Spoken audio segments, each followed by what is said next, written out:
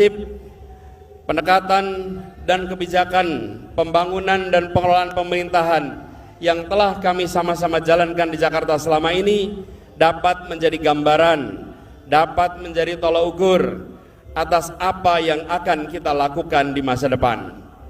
Oleh karena itu, sering kami katakan, bila ingin melihat apa yang akan dilakukan seseorang ke depan, maka lihatlah rekam jejaknya, karena rekam jejaknya adalah prediktor terbaik untuk masa depan. Untuk itu, saya sampaikan lagi kepada kita semua yang mendukung jalan perjuangan ini. Dalam kerja ke depan, kita tidak... Afri Madona, Direktur Eksekutif Populi Center, mengungkapkan perkembangan terbaru mengenai kekuatan Anies Baswedan yang semakin matang menuju Pilpres 2024 mendatang. Saat ini, katanya, Anies Baswedan semakin sulit dibendung. Arus dukungan kepada mantan Gubernur DKI Jakarta itu semakin kencang dari waktu ke waktu. Apalagi 3 partai politik yang bersinergi dalam koalisi perubahan, yakni Nasdem, Demokrat dan PKS makin kompak dan solid berjuang untuk mantan Mendikbudri tersebut. Dengan dukungan yang solid tersebut, lanjut Afri Madona, langkah pencapresan Anies Baswedan sudah tak bisa dibendung lagi.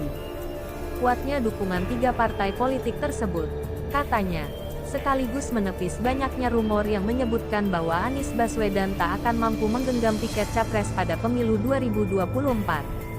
Seandainya upaya-upaya menggagalkan Anies itu ada, dukungan ketiga parpol jelas menunjukkan bahwa upaya-upaya membendung Anies telah gagal total. Tandas Afri Madona kepada awak media baru-baru ini.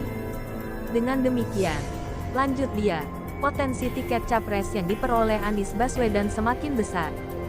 Menurut Afri Madona, dukungan resmi PKS, Demokrat dan Nasdem menjadikan Anies Baswedan semakin disukai masyarakat Indonesia. Dukungan Partai Keadilan Sejahtera, misalnya, itu murni untuk Anies. Apalagi sebagian besar konstituen PKS adalah loyalis Anies Baswedan. Oleh karena itu, katanya, dukungan kepada Anies oleh PKS merupakan representasi dari dukungan politik kolektif konstituen PKS. Seremoni deklarasi yang dilakukan PKS, katanya, sejatinya hanya formalitas organisasi belaka. Sebab tanpa deklarasi pun, mayoritas konstituen PKS telah bulat memilih Anies. Jadi, deklarasi dalam wujud dukungan real kepada Anies sudah ada di lapangan, katanya. Kini setelah Partai Demokrat mendeklarasi dukungan ke Anies Baswedan, maka kekuatan Anies semakin berlipat ganda. Arus dukungan ke Anies itu makin besar. Itu berarti peluang Anies Baswedan tak hanya sampai pada calon presiden tapi bisa lebih dari itu.